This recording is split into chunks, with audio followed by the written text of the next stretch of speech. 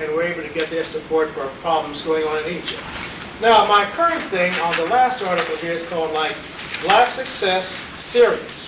I'll have a book out here shortly on how to guarantee African and Middle Eastern students success, what it takes insofar as the educational component is concerned, and also to get them integrated into industry. The thesis that I'm talking about here is that blacks who want to go high in the corporate ladder and high generally in the United States would be well advised to go to Africa and the Middle East and get some big contracts and come back to the United States and then make their approach to getting ingress into this country. I find that the Africans and the Middle Easterns make a very big welcome to us as we come into their countries. Now, so much for capitalizing on Bob Kenneth. These are articles that you can have, and I'd like for you to go along with them. Now, Dr. Harris, we are here like pioneers or something like that, trying to get like a high culture about African and the Middle Eastern growing. Say like, people are going to say, well now, you were with these people, and so, oh Shah, why should they have anything? It ain't so. All right, now, I'd like to get like a couple of exhibits that will historically help with this. One is like Tutankhamun, Egypt. Egypt is a big key country, historically speaking.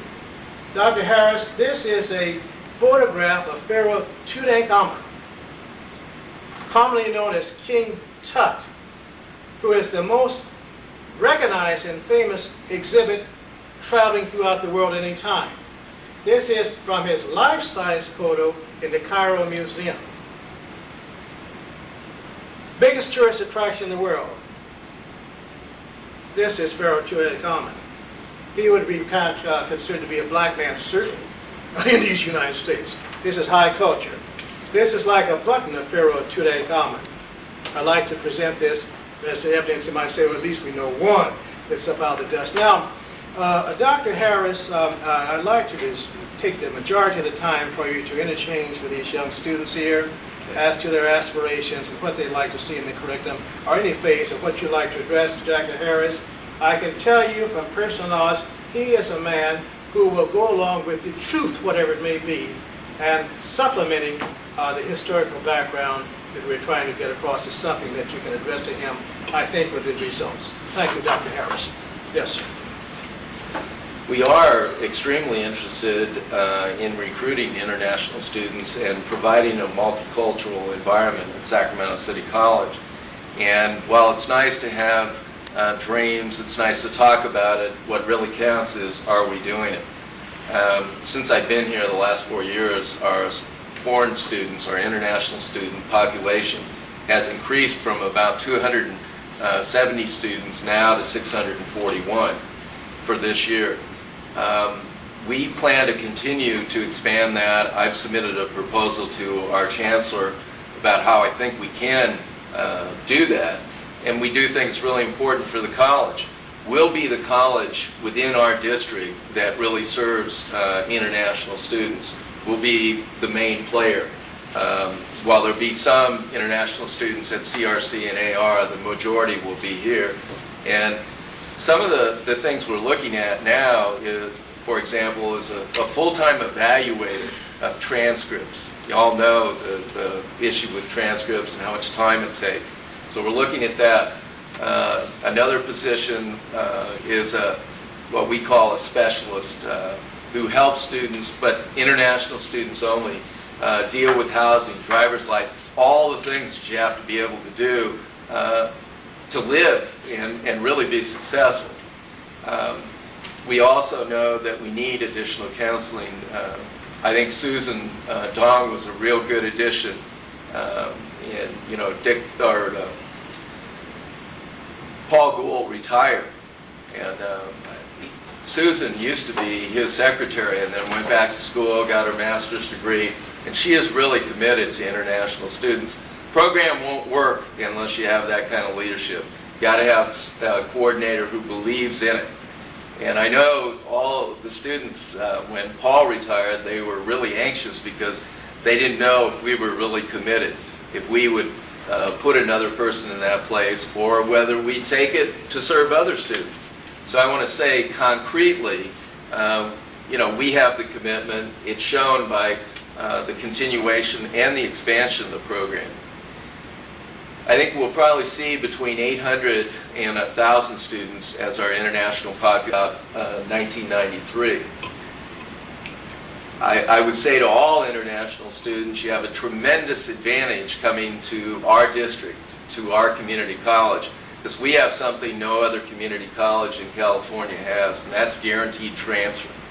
We can literally guarantee you a place at UCD, at Sac State, as well as many other state colleges, and a couple of colleges now within the University of California at Berkeley. We're the first college to have guaranteed transfer agreements, not with all of Berkeley like we do with UCD, but we're the first ones to have any type of agreement. And I think a recognition of how well our students have done.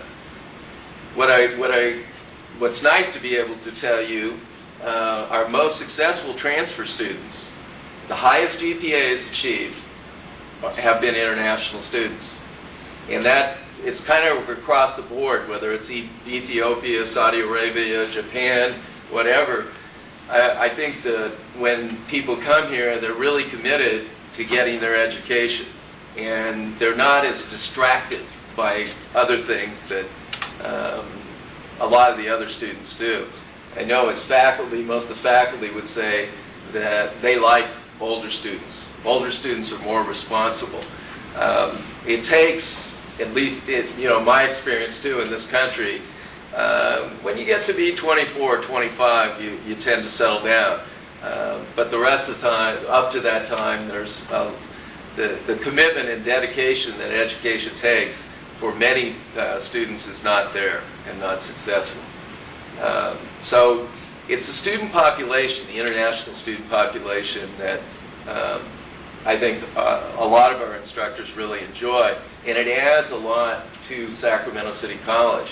You look at all these different days we have, People's Day, all kinds of multicultural events, Asian Pacific Islander, etc. And in terms of Saudi Arabia, Ethiopia, those kinds of things, it might be something for all of you to do, to get together and sponsor a day on campus. Dress, food. I've never had the exposure to food in such a broad area of the whole world as at Sacramento City College, because when there's these events, people come out. Music, the whole thing. Last thing, though, is, and it is a real concern of ours, that we are not providing the basic student with a multicultural kind of background. And we're now looking at adding to the curriculum multicultural requirement, but that it'll be a general education requirement, so it'll be required of all students. It won't be an elective. It'll be something that we're saying, students need this to live in the world today. It is a world society. It isn't the United States anymore. It isn't Ethiopia. It isn't Africa. That things happen so fast and communication so fast. It was really with the war in the Gulf, in Kuwait. I mean, it was just right on top of us immediately. So we're in a world society, and I think people need to be educated about the different customs, the different beliefs, right down to music, food. Frequently, Americans, business people, embarrass themselves by doing things that are not appropriate in other countries. They don't understand. And I think people need to have an environment to understand that.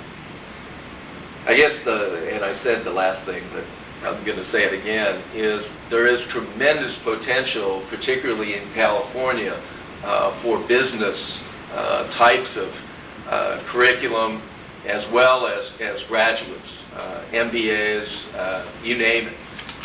We have all this Pacific Rim connection, but we also, as Dr. Kennan was mentioning, have a tremendous opportunity